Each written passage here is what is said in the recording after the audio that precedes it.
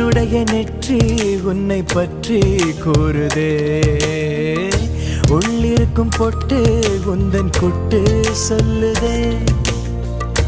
என்னுடைய பார்வை கழுகு பார்வை தெரிஞ்சுக்கோ, எனக்கு இருக்கும் சக்தி பராசக்தி புரிஞ்சுக்கோ.